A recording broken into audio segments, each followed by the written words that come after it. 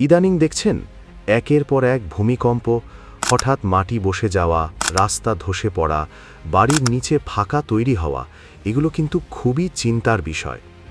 কিন্তু আসলে এই ভূমিকম্প কেন হয়, আর প্লট বা ফ্ল্যাট কেনার আগে আপনি কিভাবে নিরাপদ থাকবেন, আজকে আমি সহজভাবে সব বুঝিয়ে দিচ্ছি। ভূমিকম্প মানে হলো মাটির ভেতরের স্তর নেমে যাওয়া বা সরে যাওয়া। এর ফলে উপরিভাগের মাটি হঠাৎ বসে যায়।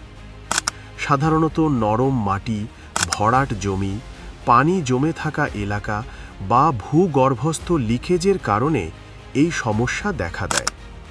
সাম্প্রতিক সময়ে যেসব জায়গায় ভূমিকম্প দেখা যাচ্ছে সেগুলোর বেশিরভাগই অপরিকল্পিতভাবে ভরাট জমি, সঠিকভাবে কম্প্যাকশন না করা মাটি, দুর্বল ড্রেনেজ সিস্টেম, ভূগর্ভস্থ পানির অতিরিক্ত ব্যবহার। এই 4 কারণে মাটির নিচে ফাঁকা তৈরি হচ্ছে, আর সেখান থেকেই শুরু হয় ধস, ফাটল আর ভূমিকম্প। ভূমিকম্প হলে বাড়ির ফাউন্ডেশন দুর্বল হয়ে যায়, দেয়ালে ফাটল পড়ে, রাস্তা ড্রেন নষ্ট হয়, এমনকি পুরো বিল্ডিং হেলে পড়ার ঝুঁকি থাকে। একবার এই সমস্যা হলে মেরামত করতে ব্যয় হয় লাখ টাকার ওপরে, এবং ঝুঁকি থেকে যায় আজীবন। মনে রাখবেন, জমি ফ্ল্যাট কিনবেন একবারই, কিন্তু ভুল করলে ক্ষতি সারা জীবন।